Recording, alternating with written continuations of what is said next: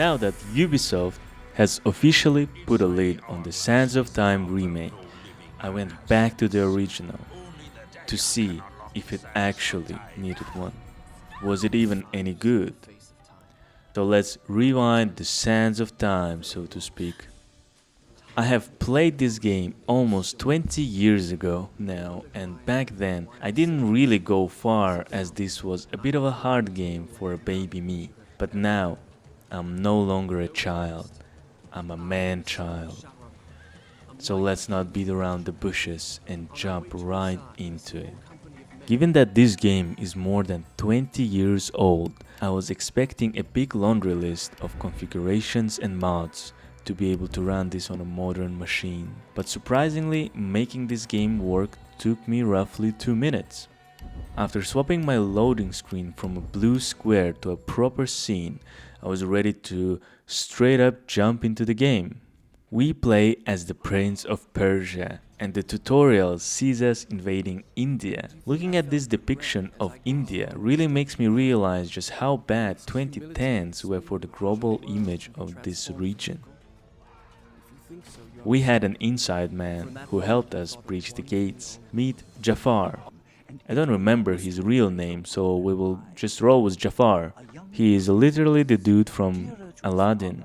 Nonetheless, our main character is a young and up-and-coming warrior, and to impress his father, he wants to get him a relic from the treasure room. Between a giant hourglass and a dagger, we proceed for the latter one.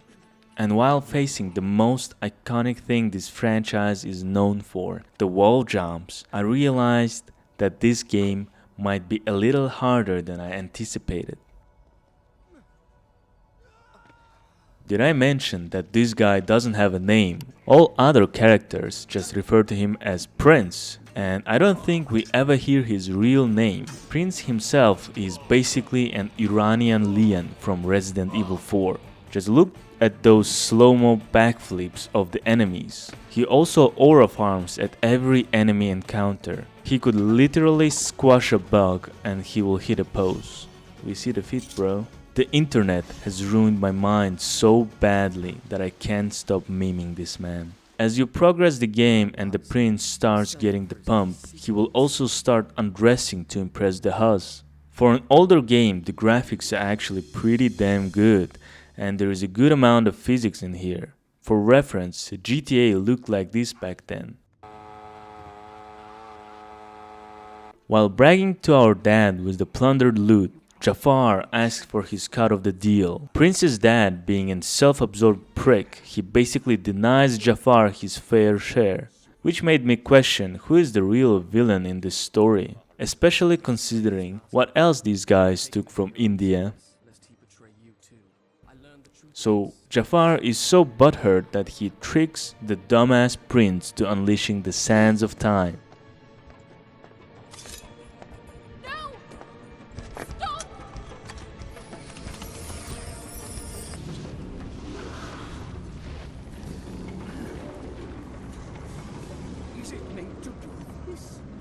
Which turned everyone into a sand demon, everyone except Jafar and another character.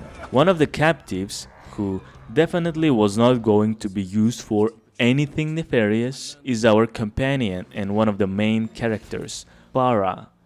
Hey, listen man, Ubisoft was naming brown women Farah far before it became a trend. Okay? Farah is a very charming character who has a very cute banter with our prince. However, I am convinced that Prince never actually had a conversation with a woman and spends his time listening to alpha male podcasts, because this imbecile just cannot be a normal person with Farah for 5 minutes. I legit cannot explain his dumbass replies. Really?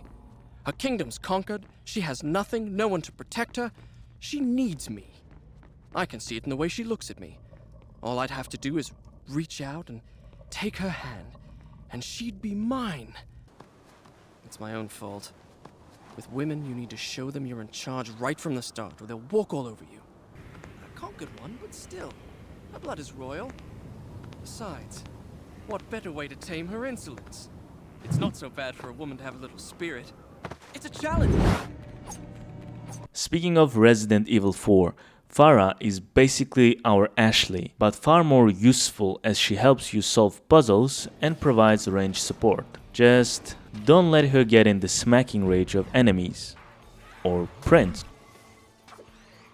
Farah is the one who makes us aware that these sand demons are immortal unless absorbed by the dagger. So we get to learn the real combat in this game, which is fighting waves of enemies, trying to finish them off before inevitably getting smacked on the back of the head. Among other busted abilities, Prince also learns to reverse time, a vital tool Prince uses to avoid blunt trauma on his spine after failing another jump. Seriously though, who designed this palace?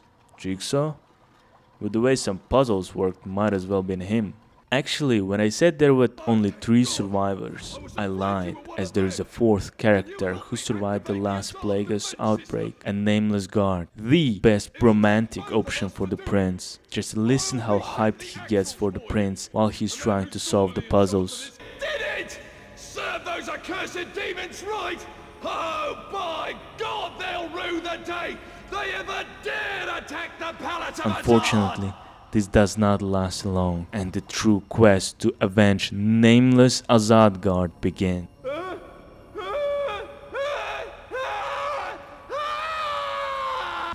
Speaking of enemies, Sand Demon designs follow the same logic as fantasy orcs, where all male ones look like a deformed monsters from Mordor, and the female ones are just grey women with massive hooters. As for their combat prowess, these troglodytes can easily swarm and combo you to death, which is why you gotta use your rewind ability, one of the coolest game mechanics ever invented. This game easily could have been a frustrating mess with you falling down the cliffs or getting killed for a single mistake in a fight, but because you got that rewind resource that you can replenish during the fights, it feels very gratifying to find solutions to otherwise dead-end scenarios. Combat boils down to finishing off enemies Resident Evil style before they can resurrect. This is because they are made out of sands of time, and the time dagger has an ability to absorb them, which gives you charges for your time-related superpowers. Which, by the way, I never used because the tutorial flash for it only showed up during the combat and I couldn't read it fast enough. One of the abilities allows you to freeze someone in time though, for which you get immediately punished because Prince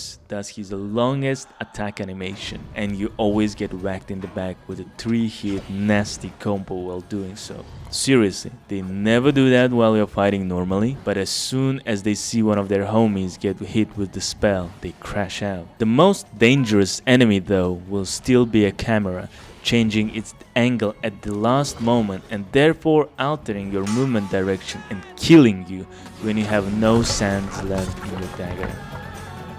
No, that didn't happen.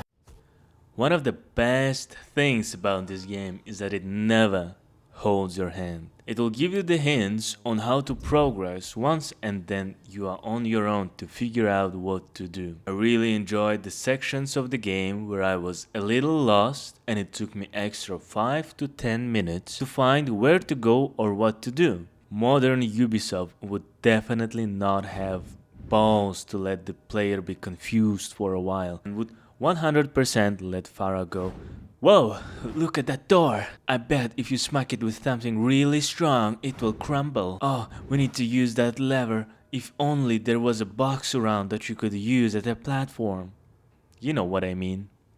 The entire length of the game goes within the same day, or at least that's what it seems like. After escaping Jafar and finding yourself far away from the palace, you gotta make your way to the tower that is actively collapsing. You will encounter various locations such as zoo, cave, sewers, of course, and many rooftops. At the very end, you get to the hourglass and Farah asks, just like you planned from the start, to fix this mess by plunging your dagger into it. But this idiot decides that it's the best time to question Farah's loyalty, which obviously results in Jafar ambushing our heroes and sending them to the Shadow Realm. Now, I was intending to make a joke edit of Prince and Farah smashing, but it legit happens in the game. After a short trip caused by a dent in Prince's skull, we see a vision of a fountain.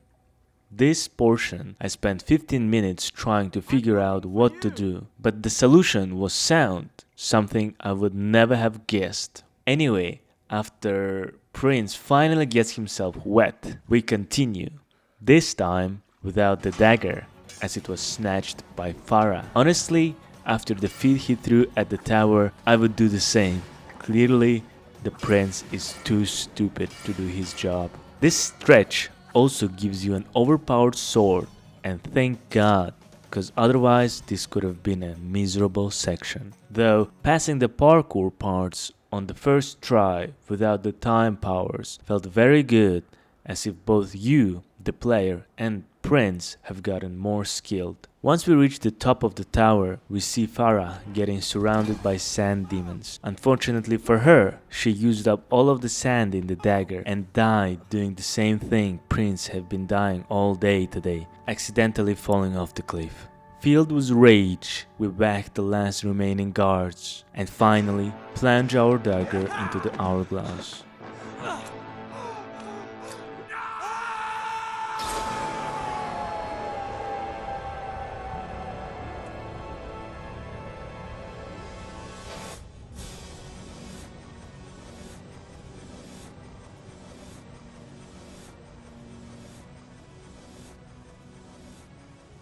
Using basically infinite amount of sands, we're able to rewind time all the way back to the beginning of the invasion. We warn Farah and try to return the dagger, but first we gotta kill Jafar. I gotta say, this was a very anticlimactic boss fight. What sorcery is this? Stop this at once! My lady, he came here to abduct you. But to be fair, we are basically assaulting an elderly man here, so I shouldn't expect much.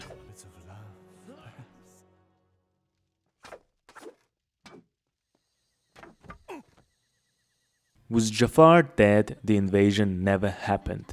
Prince never gets to be with the version of Farah he knows, but at least everyone is alive and he gets to make a one-liner in true Leon fashion.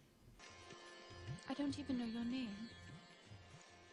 Just call me Kakolukia. The end. Honestly, this game is very short and is great. You cannot convince me this thing came out in 2003 because the mechanics are largely hold up. It was such an enjoyable journey and I definitely recommend picking it up.